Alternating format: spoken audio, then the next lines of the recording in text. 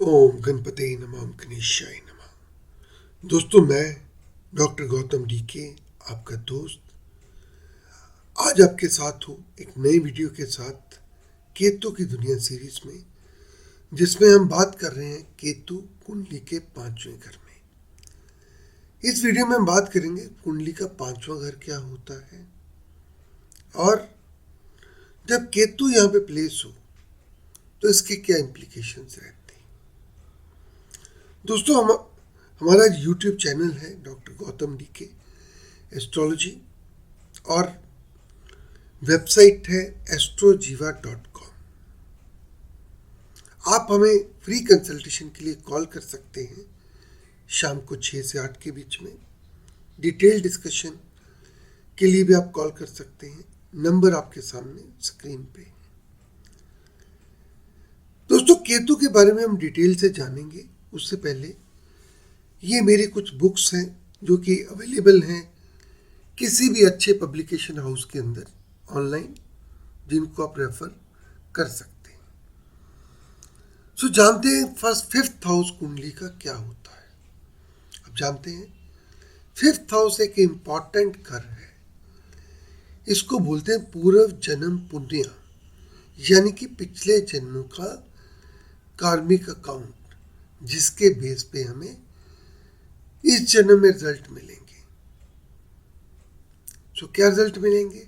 Children, intelligence, wisdom, speculation, fame, position, emotions, पहले बच्चे का जन्म, सडन वेल्थ, अच्छे संस्कार, आपकी फोरसाइट, मेमोरी, इंजॉयमेंट। इंजॉयमेंट में क्या आ सकता है?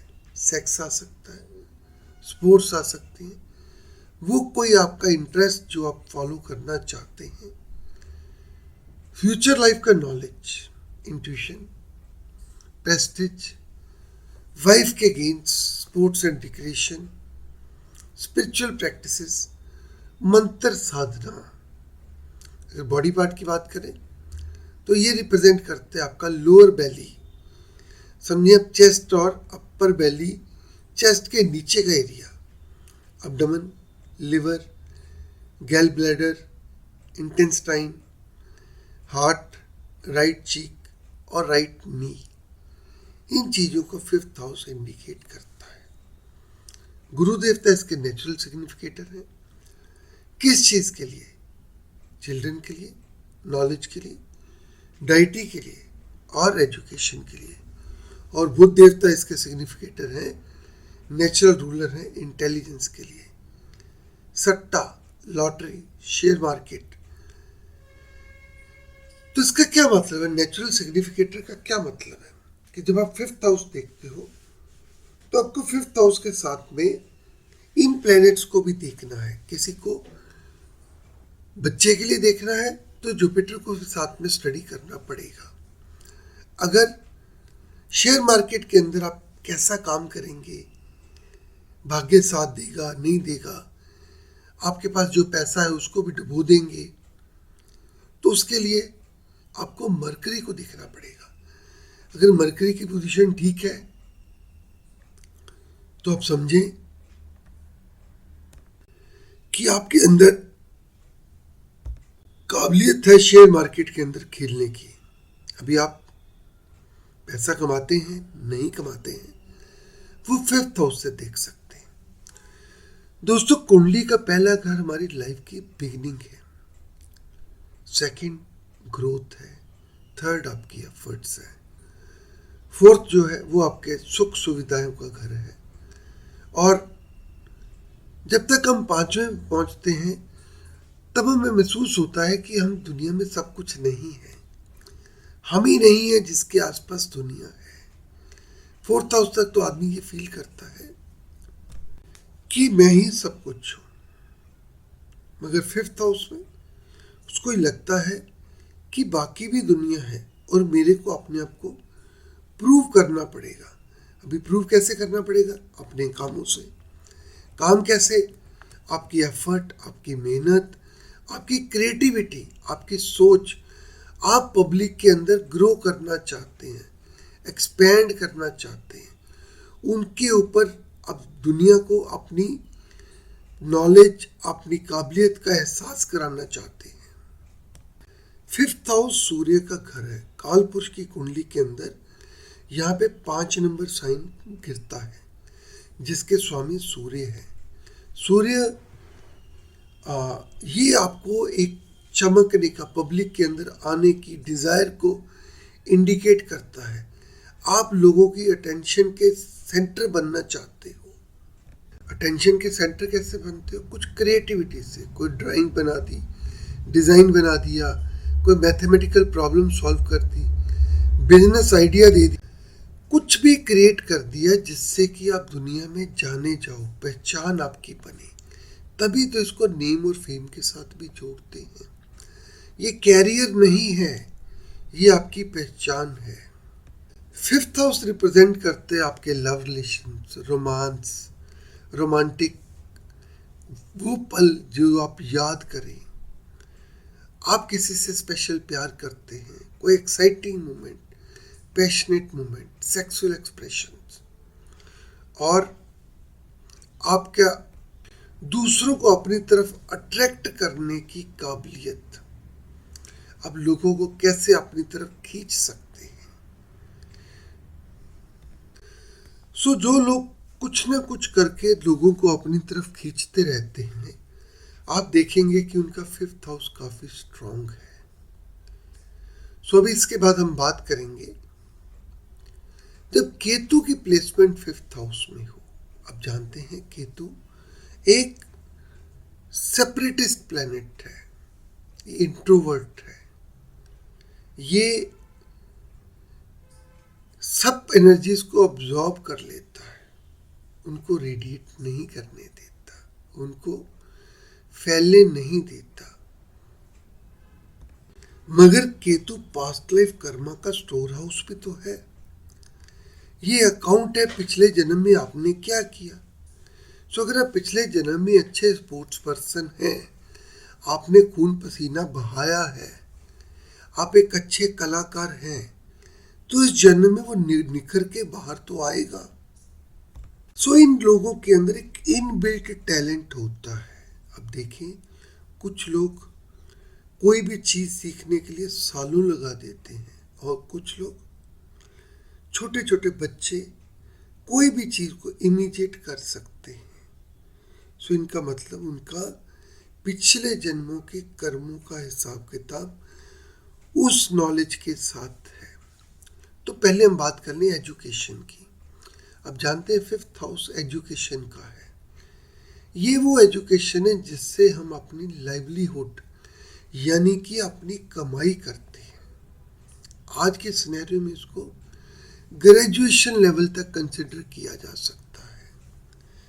12th तक की जो एजुकेशन है, मैं इसको फोर्थ हाउस के साथ कनेक्ट करता हूँ, और 12th से ग्रेजुएशन फिफ्थ हाउस के साथ, और पोस्ट ग्रेजुएशन 9th हाउस के साथ, और रिसर्च का जो टॉपिक जाता है वो 8th हाउस के डोमेन में जाता है।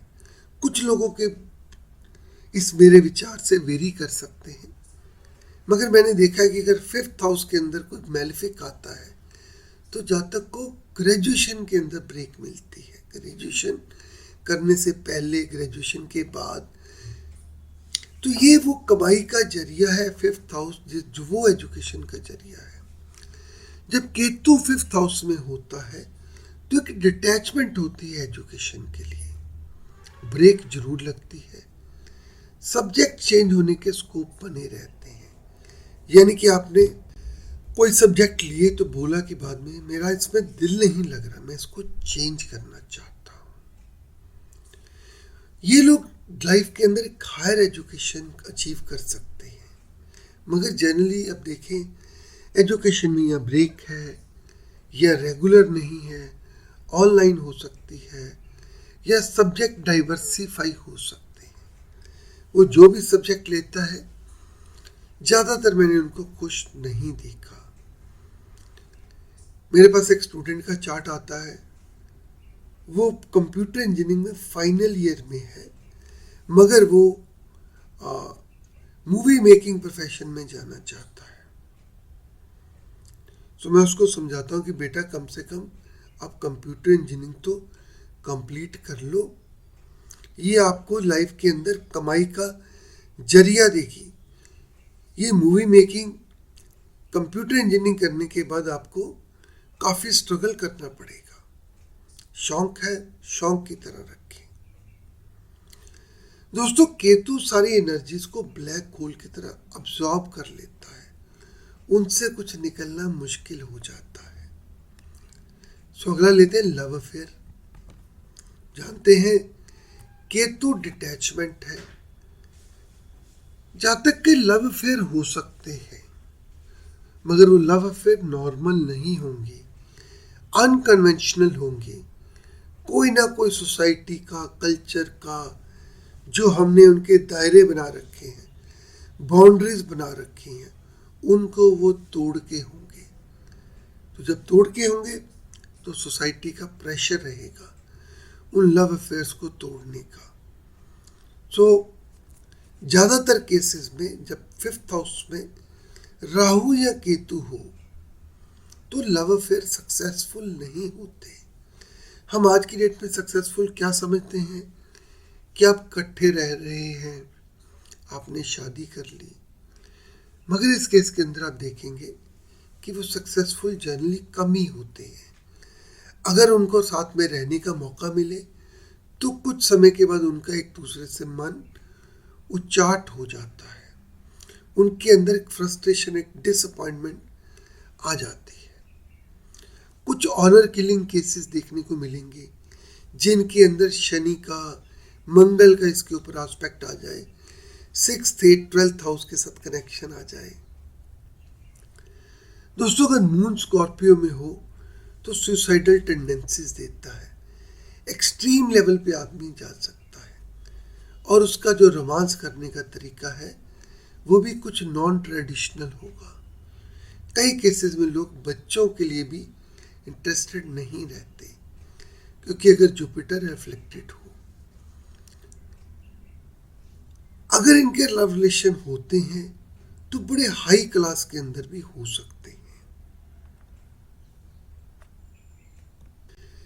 5th हाउस घर है प्रोजनी का, बच्चों का। 5th हाउस बेसिक क्रिएशन को इंडिकेट करता है। हमारी ह्यूमन काइंड, मैनकाइंड की बेसिक क्रिएशन क्या है? बच्चे पैदा करना, अपने डीएनए को रिप्रोड्यूस करना, ताकि हम रीबर्थ लें, उन्हीं एसेट्स को वापस क्लेम करें जो हमने इस लाइफ टाइम में कमाए हैं। 5th हाउस बच्चों को रिप्रेजेंट करता है। अगर जुपिटर के ऊपर कोई अफ्लिक्शन हो तो इन चीज़ों के अंदर चैलेंजेस रहते हैं। चाइल्ड बर्थ के अंदर, बच्चा कंसीव करने के अंदर, बच्चे होने में मुसीबतें रहती हैं, कोई ना कोई प्रॉब्लम्स, मिसकैरेज, अबॉर्शंस, ये हो सकते हैं। कई लोग इसलिए बच्चा पैदा नहीं करेंगे कि उनको लगता है कि उनकी जो लाइफ है, जो टाइम वो बीवी के साथ स्पेंड कर रहे हैं, उसके अंदर उनको शेयर करना पड़ेगा।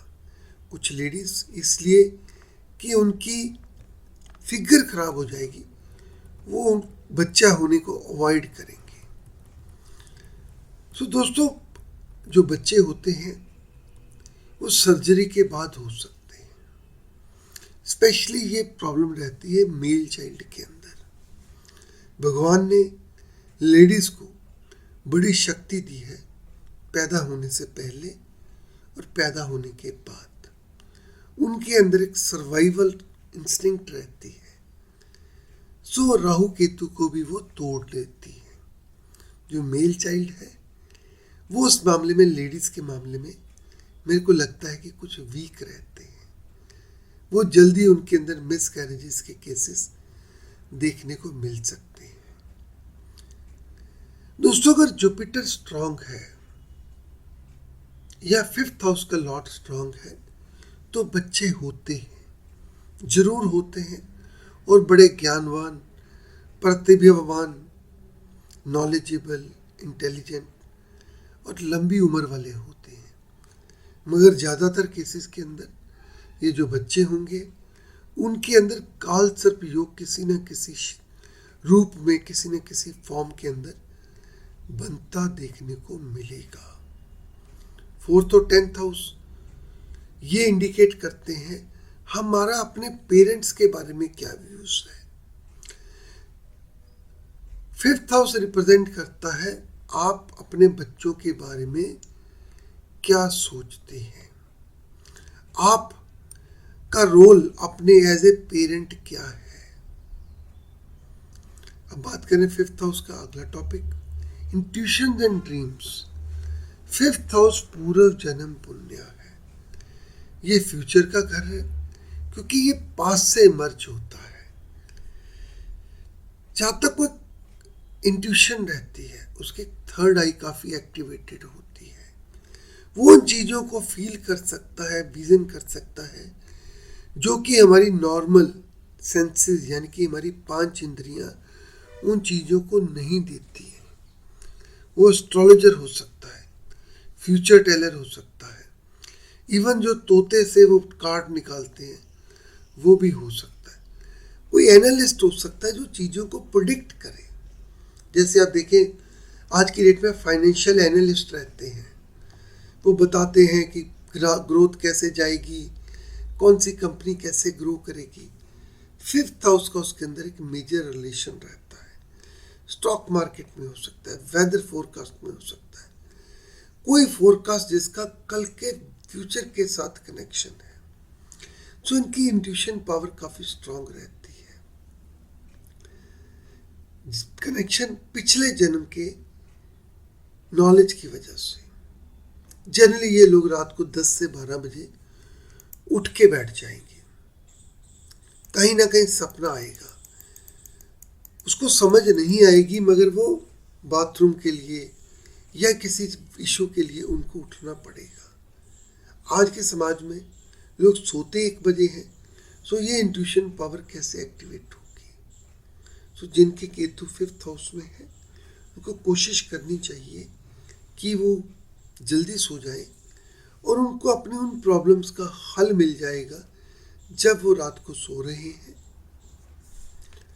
हेल्थ इश्यूज की बात करें, केतु 5th हाउस में कुछ ना कुछ स्टमक रिलेटेड प्रॉब्लम्स दे सकता है। 5th हाउस स्टमक का है, सो केतु 5th हाउस में स्टमक के रिलेटेड प्रॉब्लम दे सकता है। कोई सर्जरी की जरूरत पड़ सकती है। मैंने दोस्तों इंटरेस्टिंगली देखा है केतु बॉडी के जिस पार्ट में हो, जिस साइन में हो, उसके रिलेटेड बॉडी पार्ट के अंदर कुछ ना कुछ सर्जरी जरूर होती है। आज नहीं तो कल कहीं ना कहीं उसके अंदर कट जरूर लगता है।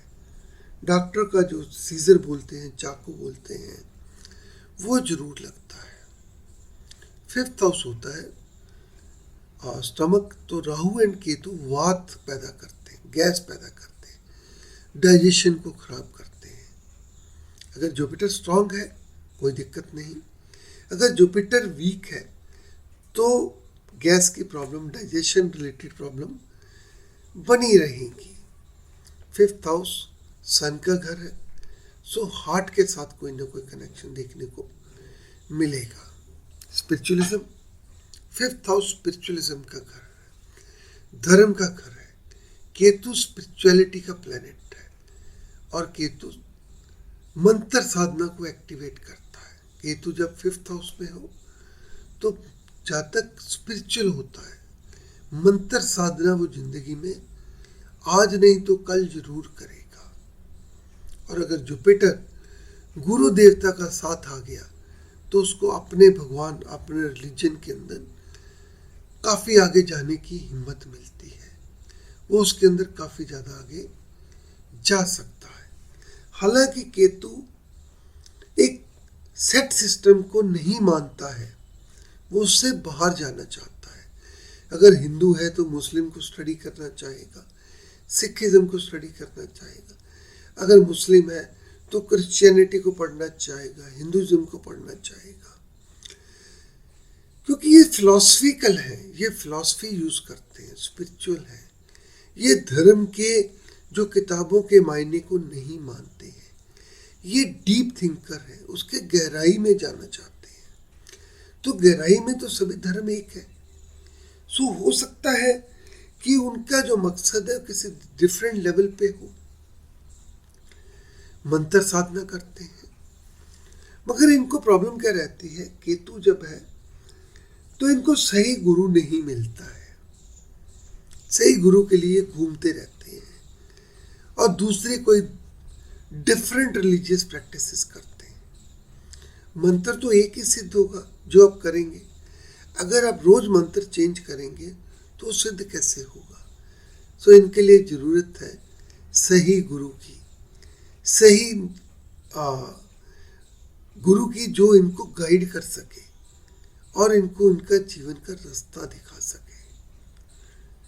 कुछ लोग अगर मून अफेक्टेड हो तो बुरी आत्माओं के या नेगेटिव एनर्जीज के शिकार हो सकते हैं। बात कर लें दोस्तों स्पेकुलेशन की। स्पेकुलेशन जो है ये सट्टे बाजार में पैसा लगाना है। लोग रिस्क लेना चाहते हैं, गैम्बल करना चाहते हैं।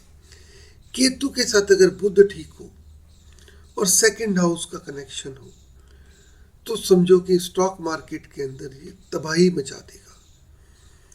इसको नजर आता है कि कल मार्केट में क्या चेंज होगा, ये मार्केट को खा जाएगा। लोग इसको मार्केट में आना बैन कर देंगे कि सब पैसा तो आप ले जाते हैं। अब देखें कई लोग कैसीनो जाते हैं तो कुछ टाइम के बाद कैसीनो में उनको आना बैन कर देते हैं क्योंकि सब कुछ वही लूट के ले जाते हैं। सो मरकरी सेकंड हाउस, उसका कनेक्शन जरूर देखें। अगर मरकरी और फिफ्थ हाउस का लॉर्ड खराब है तो उसको भगवान ही बचा सकता है, वो सब कुछ जुए में हार सकता है। जब केतु का पीरियड आए, मरकरी का पीरियड आए और फिफ्थ हाउस के ऊपर कोई फ्लिक्शन आए तो आप समझे कि वो अपना घर बार जुए में उसका बिक जाएगा। फिफ्थ हाउस का होता है क्रिएटिविटी का।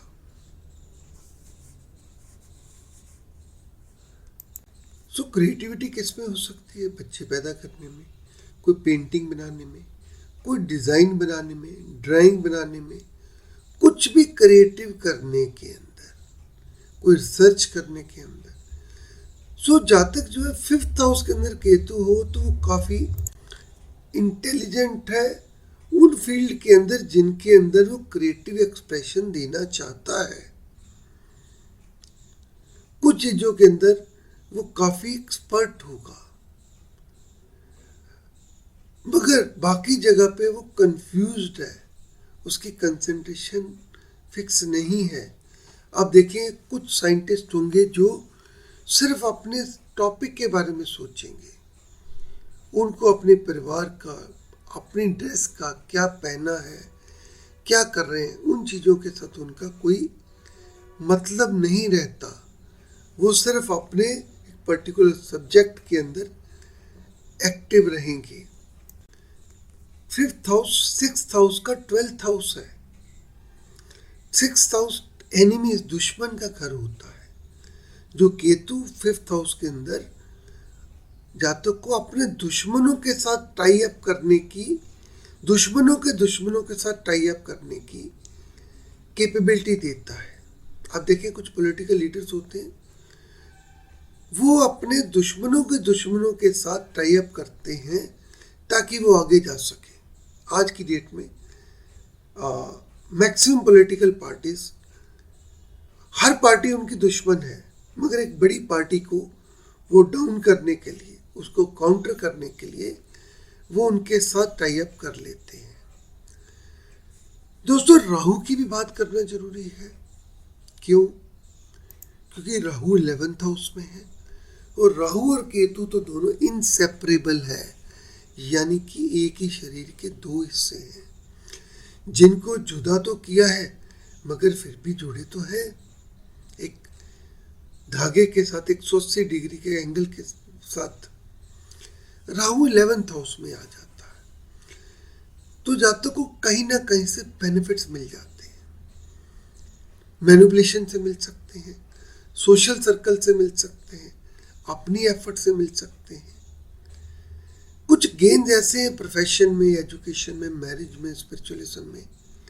सो सिर्फ केतु उन कुछ चीज़ों को काटता है जो कि हमारे जीवन का अननेसेसरी यानी कि गैर जरूरी बैगेज है, हमारे पास्ट लाइफ कर्मा का गैर जरूरी पैकेज है, और उनको काटता है ताकि हम लाइट चल सके। राहु हमें गेन्स देता है, किसी भी मामले में गेन हो सकते हैं। राहु 11th हाउस में आपके सोर्स ऑफ इनकम को अफेक्ट करता है। जातक के पास कई इनकम के सोर्स हो सकते हैं, सोशल सर्कल से, फ्रेंड से, और ऑपोजिट सेक्स से भी पैसा कमा सकता है। Rahu fame, name, authority, power ये सब देगा। जो एस्ट्रोलॉजर्स होंगे उनके काफ़ी फॉलोअर बेस होगा, और कोई YouTube channel, website, Twitter, social media, वो इन लोगों के इन चीज़ों के साथ कनेक्टेड होंगे। अब देखें, बच्चे आज की डेट में वीडियो बनाते रहते हैं, अगर उनको राहु केतु सपोर्ट नहीं करता तो कैसे आगे जाएंगे? अगर चार्ट में नहीं है तो आप देखें कि उनको कैसे एक्टिवेट करना है। पॉलिटिशियंस हैं, सेलिब्रिटीज हैं, सोशल एक्टिविस्ट हैं, ब्लॉगर्स हैं, ये सभी 5th एंड 11th हाउस में राहु और केतु के कनेक्शन के साथ जुड़े हुए हैं। अगर दोस्तों Rahu 3rd, 5th, 9th, 11th इनके घर में होता है तो जातक को किताब लिखता है, ब्लॉग लिखता है, और ज़्यादातर वो चीज़ें उसके मरने के बाद ही पढ़ी जाती हैं। सो अगर केतु 5th में हो, राहु 11th में है, पैसा रहेगा, बच्चे भी होंगे, मगर उसके लिए आपको जुपिटर या 5th हाउस का लॉर्ड देखना पड़ेगा। जातक के पास नेम, फेम, पावर, अथॉरिटी सब कुछ हो सकता है, मगर फिर भी वो डिटैच रहेगा। यही तो राहु और केतु की ब्यूटी है।